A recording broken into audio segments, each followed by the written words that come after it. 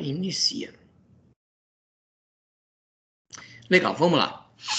Bom, hoje nós entramos no finalmente, né? Na nossa reta final aí. Nós entramos na unidade 4, a última unidade.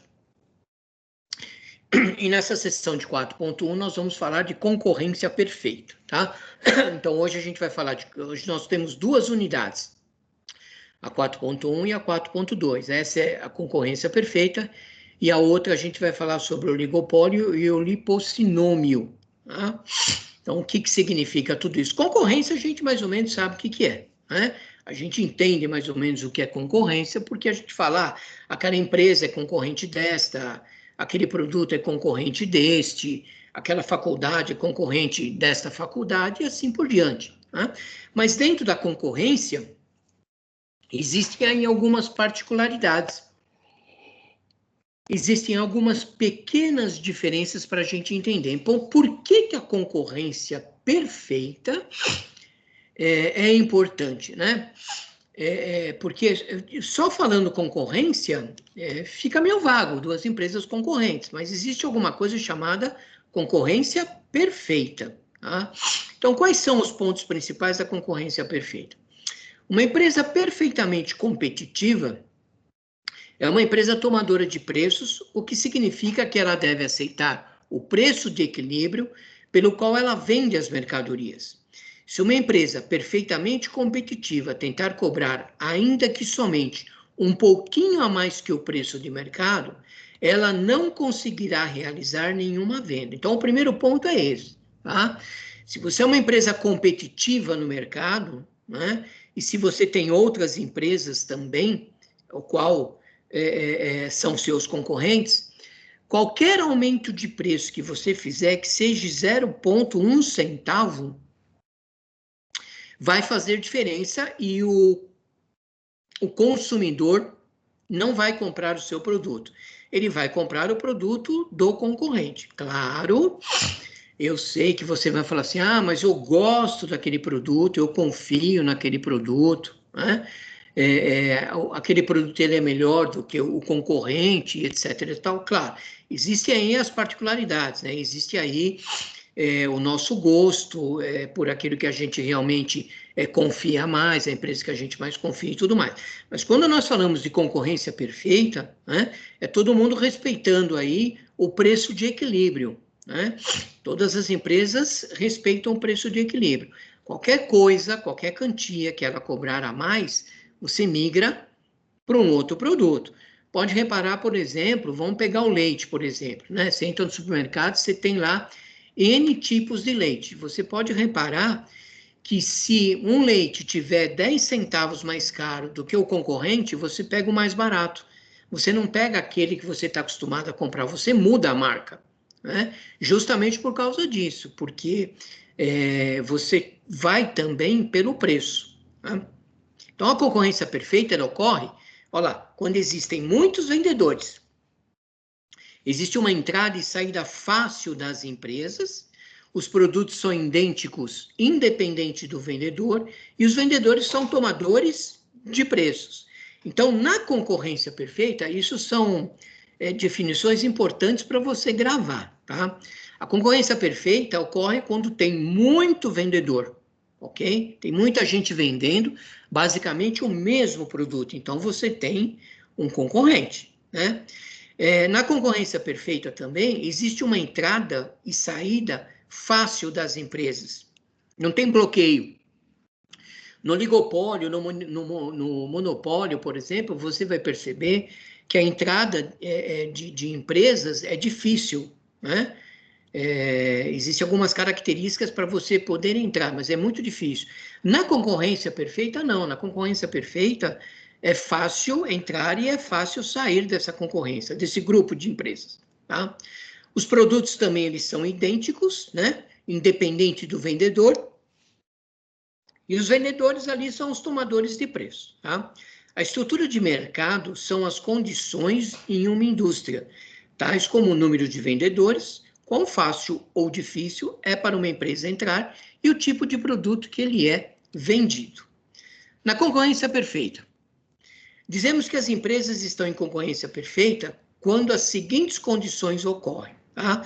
Então, você precisa ter essas condições, essas 4 condições, para você entender que está acontecendo a concorrência perfeita. Muitas empresas fazem produtos idênticos. Por exemplo, pegamos aí o leite, você pode pegar, por exemplo, o pão de forma. Quando você vai no mercado, você tem N pão de forma, né? A margarina, por exemplo, você tem lá N tipos de margarinas, tá? Então, você tem muito produto idêntico. Veja, não são produtos iguais. Você precisa entender isso, tá? Igual é uma coisa, idêntico é outra, tá? As margarinas, por exemplo, de uma para outra, elas são idênticas, né? Não são iguais. Senão ela perde a essência da existência, né? Ela tem que ter algum tipo de diferencial, né? Seja na embalagem, seja no produto, no preço, alguma coisa ali, alguma coisa que te atrai é diferente. Muitos compradores estão dispostos a comprar o produto e muitos vendedores estão dispostos a vender o produto. Então, você tem um mercado aí com muitas pessoas, muita gente que quer comprar, e você tem muita gente também que quer vender. Por exemplo, nessa época do ano, você tem muitos vendedores de panetone, e você tem muitos compradores de panetone. Então, você tem ali uma concorrência perfeita. Se a variação do preço for muito grande, né, você passa a comprar aquele mais barato. E dentro dos mais baratos, você vai fazer um comparativo. Você faz um comparativo, tá? Vendedores e compradores possuem todas as informações relevantes para tomar decisões racionais a respeito do produto que está sendo comprado e vendido, né? Então, vendedor e comprador, você pega o produto, você tem lá todas as informações, que através dessas informações é que você vai decidir qual produto você vai comprar. E a empresa, a mesma coisa. Qual produto ela vai vender, né? Então, por exemplo, vamos falar dos panetones aí. Você tem panetone em caixa, você tem panetone em lata, você tem o panetone só no saco plástico lá, uma embalagem mais simples. E dentro de tudo isso, você tem as marcas, aí tem a marca da sua preferência. Aquele que tem um sabor mais gostoso, aquele que é mais fofinho, aquele que tem mais fruta. Enfim, você não quer de fruta, você quer de chocolate, você quer trufado, você quer de um jeito, quer de outro. Então, a partir daí que você vai fazer a sua escolha. As empresas podem entrar e sair do mercado sem nenhuma restrição. Ou seja, existe uma livre entrada e saída do mercado. Então, não é complicado você criar, por exemplo, uma empresa nova de panetone, uma empresa nova de pão, uma empresa nova de leite e passar a vender o seu produto. Não tem nenhum tipo de problema. Já no monopólio, oligopólio, as coisas são mais complicadas para você poder entrar. Até porque o próprio nome está dizendo, né? Monopólio, né? Coisa pequena, só entre nós aqui. Então, existe uma barreira aí. Mas na concorrência perfeita, não. Então, você tem aí 4 itens básicos, né? 4 condições básicas para entender quando está ocorrendo uma concorrência perfeita. Muitas empresas fazem produtos idênticos, muitos compradores estão dispostos a comprar e muitos vendedores estão dispostos a vender o produto. Vendedores e compradores possuem todas as informações para tomar a decisão a respeito do produto, e as empresas, a qualquer instante, a qualquer momento, elas podem entrar ou podem sair desse grupo, tá? Uma empresa perfeitamente competitiva, e é importante nós entendermos isso, o que é ser uma empresa competitiva, o que é eu ser competitivo? Ela é conhecida como uma tomadora de preços porque a pressão de outras empresas concorrentes força a aceitar o preço de equilíbrio prevalecente no mercado, né? Então, não adianta você querer aumentar o seu preço, que os concorrentes eles vão te forçar a baixar o preço, né? Existe na concorrência perfeita, existe ali um preço de equilíbrio, ou seja, existe um parâmetro, tá? E as empresas concorrentes trabalham dentro daquele parâmetro, que seria o preço de equilíbrio, ok? Então, você não pode sair dessas duas retas, você está ali dentro daquelas duas retas. A gasolina, né? Bom, a gasolina não é bem concorrência perfeita, mas vamos só entender o preço.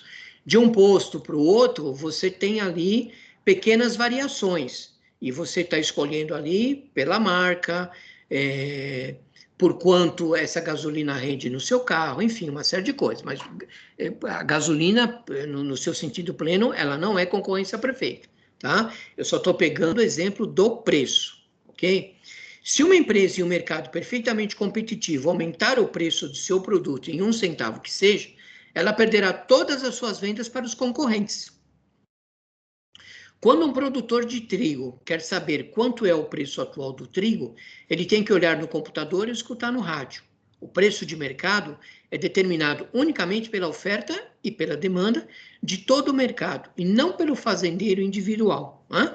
Então não adianta você fabricar trigo, você produzir trigo, você tem trigo, e você estipular o preço do seu trigo. Né? Você precisa estar de olho no mercado, porque é o mercado que vai te dizer a quanto está o preço daquele trigo, né? Ele está regulando o preço. Então, os outros produtores de preço também, de trigo, eles também forçam para que seja aquele preço base, né?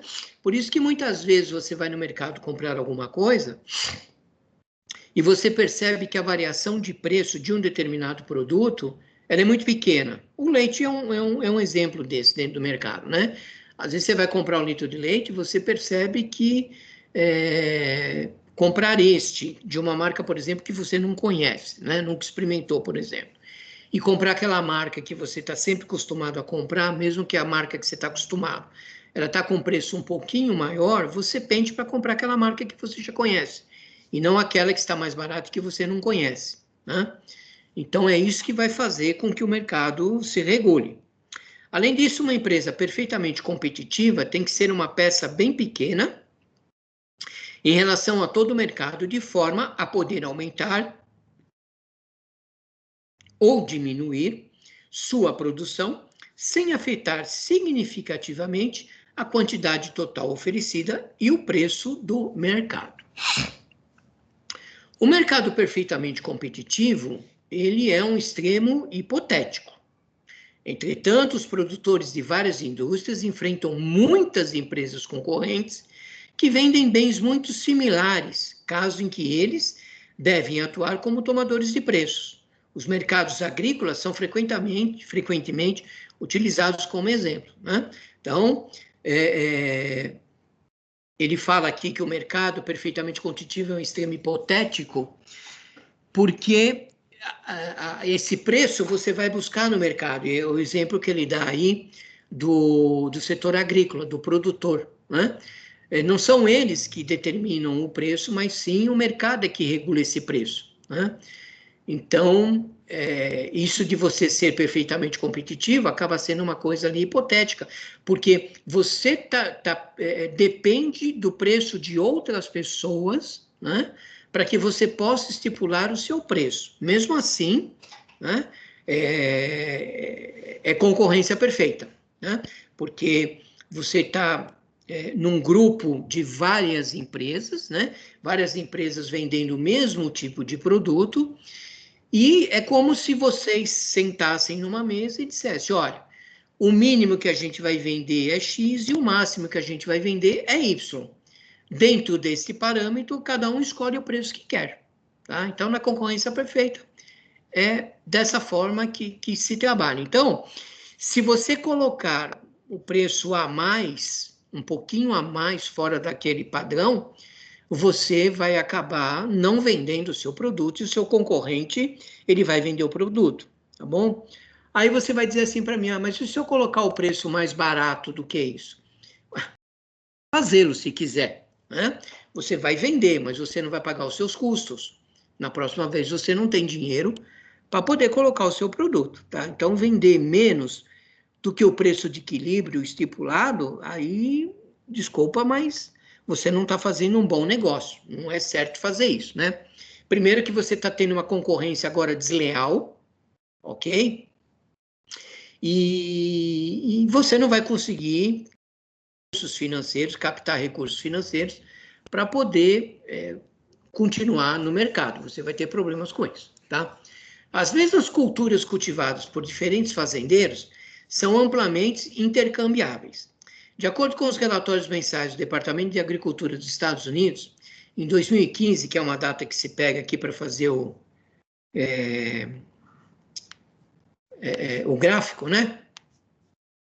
Em 2015, os produtores de milho dos Estados Unidos receberam o preço médio de $6 por alqueire. E os produtores de trigo receberam o preço médio de $6 por alqueire.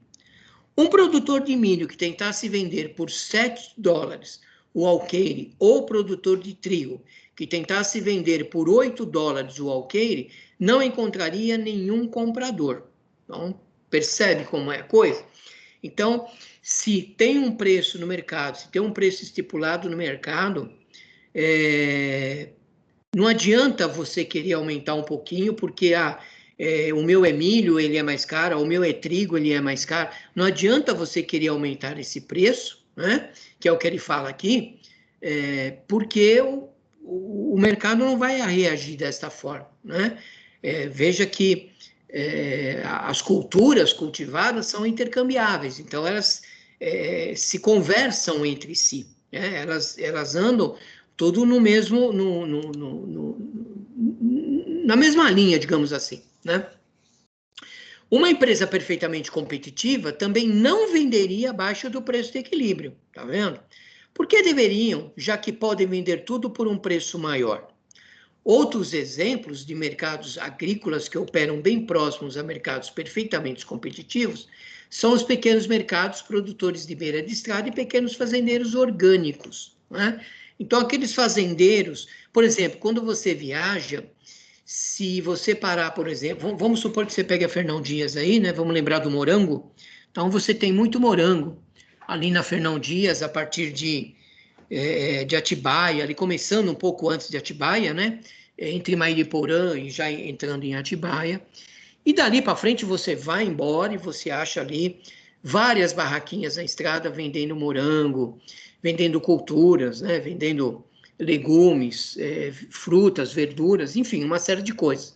E você pode reparar que de barraca para barraca, basicamente, você tem o mesmo preço, tá? Não foge muito do preço, né? A diferenciação ali é justamente como está o produto, né? Se o produto ele é fresco, se o produto já tem alguns dias que está ali, quanto tempo faz que a pessoa colheu aquele produto, né? A embalagem daquele produto, como é que aquele produto está embalado. Então, são essas peculiaridades que a gente acaba olhando. Mas, na realidade, o preço não varia muito. Eles têm ali, basicamente, o mesmo histórico de preço, né? Todo mundo praticando o mesmo preço, digamos assim, né? Às vezes com um pouquinho para cima, um pouquinho para baixo, mas dentro daquele preço, né? Que é o preço de equilíbrio, ok? Ninguém extrapola a mais ou a menos, porque ele sabe que ele acaba prejudicando o colega, e não é esse o intuito. Tem mercado para todo mundo. Bom, nesses slides que nós fizemos aqui, nesse tutorial, vamos examinar como empresas com fins lucrativos decidem quanto devem produzir em mercados perfeitamente competitivos. Tais empresas, elas analisam o quê? Os seus custos, né? Lembre-se que quando a gente falou de custo, uma das coisas mais importantes para que a empresa seja uma empresa competitiva, você precisa ter e analisar os seus custos, né? Se você não conseguir ter os custos ali na ponta do lápis, saber direitinho quais são os seus custos, onde você está gastando, de que forma você está gastando, né? Por que você está gastando aquilo, que é importante, né? Então você vai ficar perdido nos números, e aí isso vai dificultar muito você estipular um preço de venda. Então você precisa saber muito bem quais são os seus custos, tá? Eu sei que vocês vão se recordar que eu falei para vocês que a maior parte das empresas, elas morrem no primeiro ano do seu nascimento justamente por causa disso, porque o empreendedor, ele não tem conhecimento nenhum de analisar os seus custos, de saber realmente o quanto ele vai gastar, tá? Então, no curto prazo, a empresa perfeitamente competitiva irá procurar pela quantidade de produção onde os lucros sejam maiores. Se não for possível lucrar, onde as perdas sejam menores. Então, é desta forma que ele vai procurar o mercado. Embora ele seja uma empresa competitiva, né, perfeitamente competitiva, ele quer atuar num determinado mercado, numa determinada região, num determinado nicho, onde ele possa lucrar mais que os outros, né? Onde ele pode aumentar um pouquinho mais o preço, que ele sabe que o produto ali vai ser vendido. Agora, se ele não consegue isso, ele vai buscar um lugar onde ele perca menos. Isso é óbvio, né? Nesse exemplo, curto prazo se refere à situação em que as empresas estão produzindo com um aporte fixo e incorrem custos fixos de produção. No mundo real, as empresas podem ter muitas entradas fixas, tá? Então, se você tem um aporte fixo e você tem um custo fixo, você vai ter que se virar aí para poder ter um lucro maior, né? Você não pode diminuir a sua produção, a sua venda, digamos assim, né? Desculpa, você não pode vender por um preço menor, por exemplo, porque você tem um custo fixo de produção, ok? Então, se você vender tudo, você arcou com esse custo. Se você vender uma peça, você está arcando com esse custo, tá? Então, você precisa, por isso que é importante você saber o teu custo, né? Ter conhecimento do custo. E pode ter certeza que muitas empresas por aí não têm esse conhecimento de custo, tá? No longo prazo, ali nós falamos do curto prazo. No longo prazo, empresas perfeitamente competitivas vão reagir aos lucros aumentando a sua produção, né? Elas responderão às perdas diminuindo sua produção ou saindo do mercado. Simplesmente eu tiro meu produto do mercado.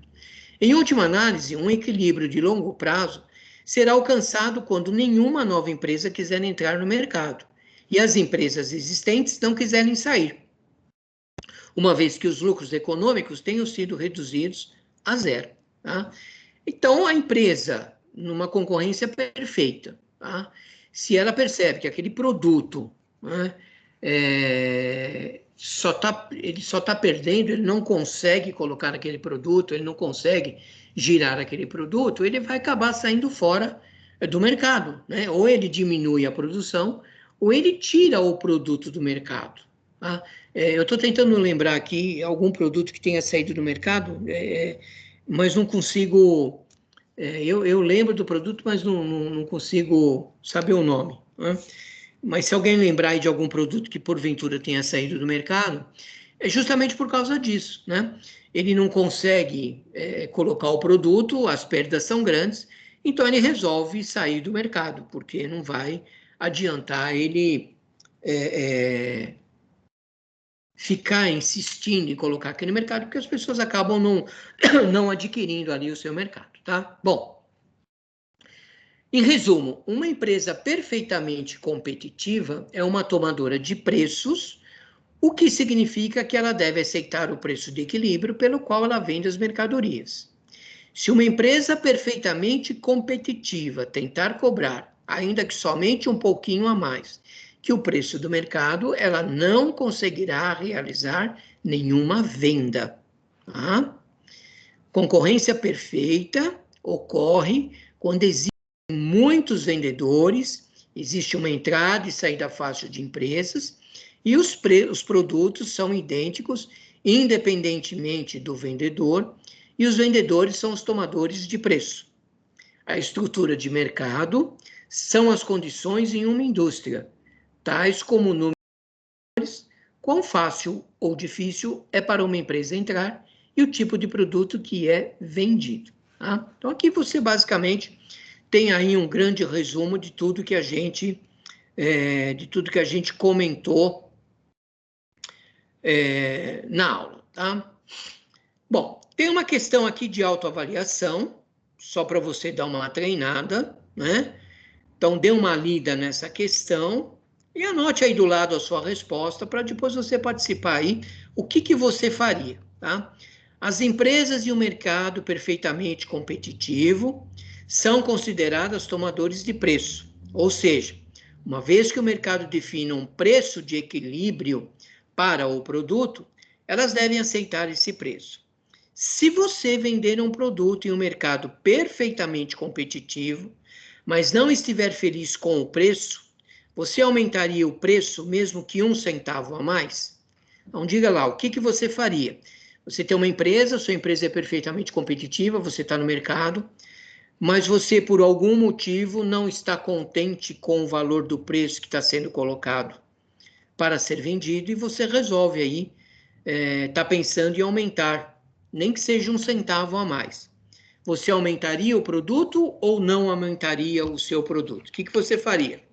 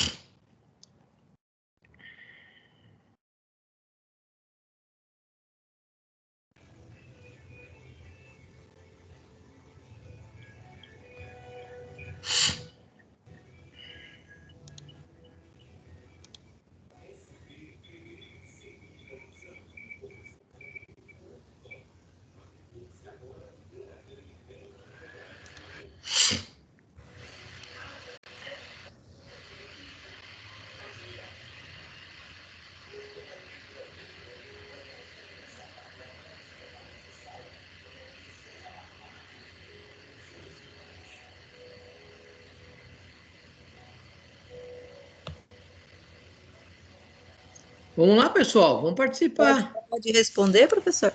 Claro. Professor, eu não aumentaria o preço, porque por eu ser competitivo, eu ganharia mais credibilidade, né, em vendendo no mesmo preço, um preço normal, né, não nem muito alto e nem muito baixo. Ok. Mais alguém? Mas se a demanda estiver muito alta da procura? Não entendi, desculpa. Não, falando assim, mas se a demanda do produto estiver muito alta, a procura do produto. O que tem? Não, aí eu digo assim, seria injusto aumentar, né? Mesmo que a demanda do produto estaria em alta, a procura do produto. Ah, entendi. Mas aí já entra deixa de ser concorrência perfeita, tá? Quando você tem uma demanda muito grande, você tem uma procura grande de um produto com poucos vendedores, tá? Sim, sim. Aí é uma outra história que a gente vai ver um pouquinho mais para frente. Ah, entendi. Vamos se deter aqui só na concorrência perfeita, tá? Esquece demanda. Você tem um produto no mercado, tá? Você tem Vamos dizer que você seja uma produtora de você tem um mercado, tá? E nesse mercado você tem vários fornecedores de leite integral, tá? Você é um desses fornecedores de leite, mas você não está contente com o preço. Você aumenta 1 centavo o preço do seu produto ou você não aumenta 1 centavo o preço do seu produto? É igual a menina falou, se aumentar, deixa de ser perfeitamente competitivo. Um mercado perfeitamente competitivo, não deixa? Ok. Mais alguém?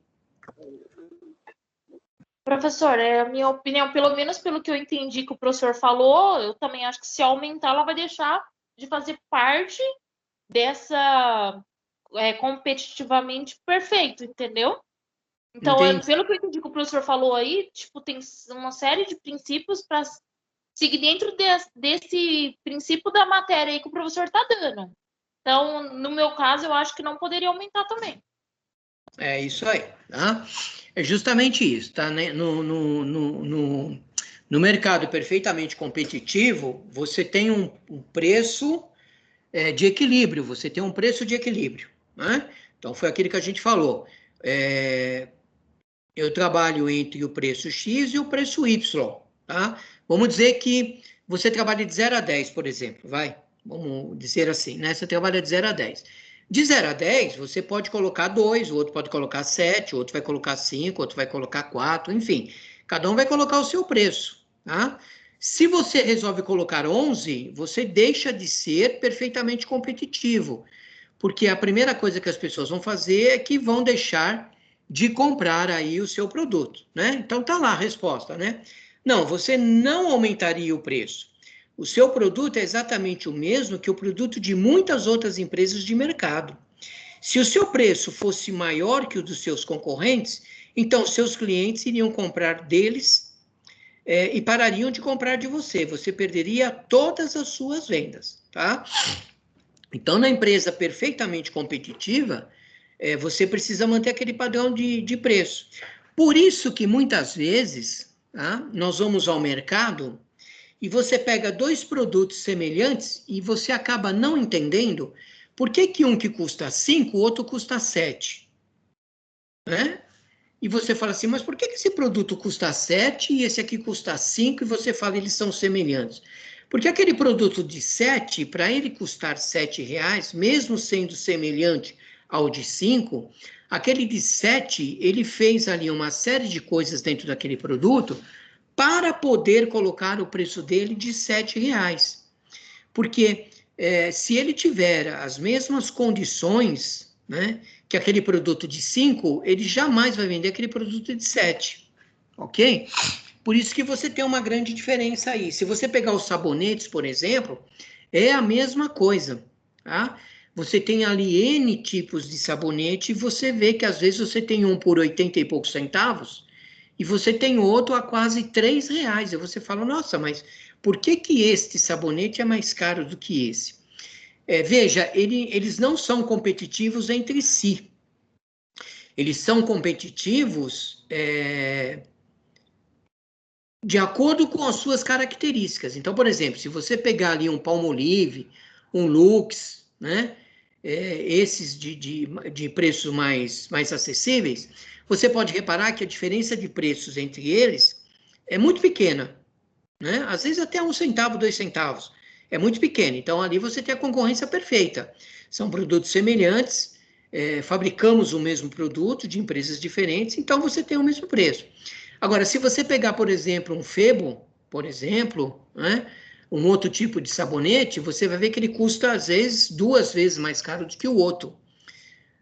Aí você pode dizer assim, mas ele está saindo fora do perfeitamente competitivo. Não, ele está dentro do perfeitamente competitivo, dentro do tipo de produto que ele é. Então, o Febo, ele vai concorrer com os sabonetes ali da mesma linha dele, né? Tá me faltando o nome aqui de outros sabonetes, mas eu sei que você está entendendo isso. Então, ele vai concorrer na mesma linha de produtos com as mesmas características. Você pode até reparar que quando você passa pelas gôndolas do sabonete, você tem os produtos, sabonetes semelhantes, de preços semelhantes, basicamente todos juntos. Depois é outro grupo de sabonete, depois é outro grupo de sabonete, e assim sucessivamente.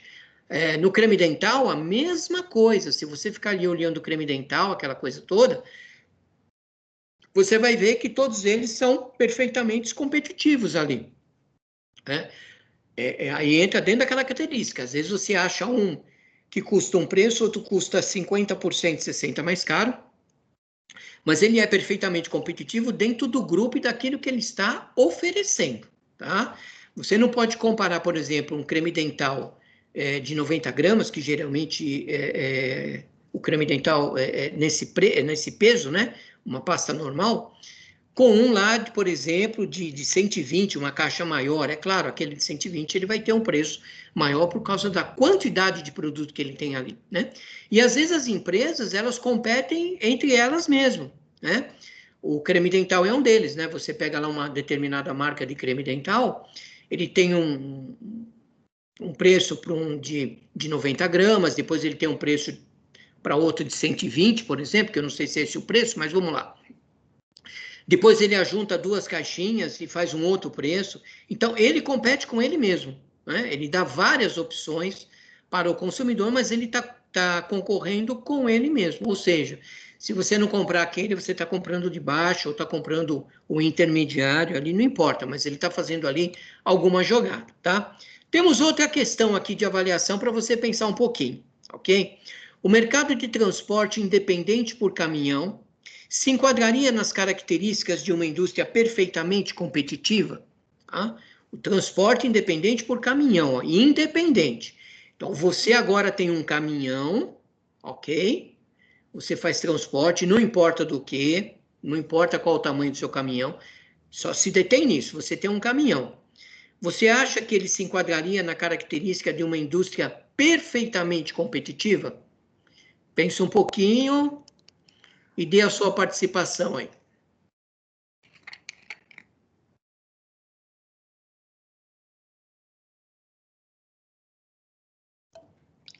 Diz aí o que você acha. Baseado no que nós lemos, no que nós falamos, no que nós discutimos, qual a conclusão que você chegaria?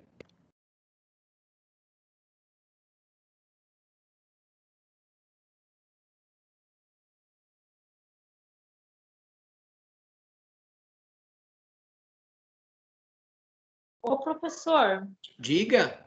não entendi a pergunta. O professor quer dizer o quê? Do serviço de transporte? Tipo assim, Isso, você tem um caminhão. de serviço de transporte se daria para usar no mesmo critério dos produtos que o professor está falando, é isso? Pode ser, pode ser. Não, não importa o produto que você vai carregar, não importa como é o seu caminhão, tá? É um transporte. Que é igual o professor falou. Eu acho que quando você oferece um produto de qualidade, com valor acessível e que seja compatível com outras pessoas, você tem uma chance maior. Toda vez que você aumenta o valor acima do que outros têm a oferecer o mesmo serviço, igual o professor, com a mesma qualidade, você já perde aí clientes, entendeu? Então, para mim, eu acho que esse critério também vale. Nesse caso também, para mim. Tá legal, perfeito. Mais alguém quer dar a sua opinião? Também, professor, acho que sim. Tá bom, Ariane, obrigado. Mais alguém? Pela grande quantidade de caminhoneiros que existe, pode ser que sim. Tá. Então tá lá, ó. Possivelmente, né? Você se enquadraria numa indústria perfeitamente competitiva? Possivelmente, ok? Caminhoneiros independentes são, por definição, pequenos e numerosos. Tudo que é necessário para se entrar no negócio é ter um caminhão, basta você ter um caminhão, né? Tudo bem, não é barato, a gente sabe disso, né? E você também precisa ter, óbvio, a carteira de motorista de caminhoneiro. Para sair, só é preciso você vender o caminhão. Todos os caminhões são bem parecidos, oferecendo um transporte do ponto A para o ponto B, assumindo que não estejamos falando de caminhões especializados, ok? Nós estamos generalizando aqui o transporte, porque se você pegar um transporte especializado, aí já é uma outra coisa, tá? Então, caminhoneiros independentes precisam aceitar a taxa de frete do momento. Então, parece que o transporte independente por caminhão possui a maioria das características de uma concorrência perfeita, ok? Basicamente aqui, vamos entender assim, se você for escolher um caminhão para fazer uma mudança, né,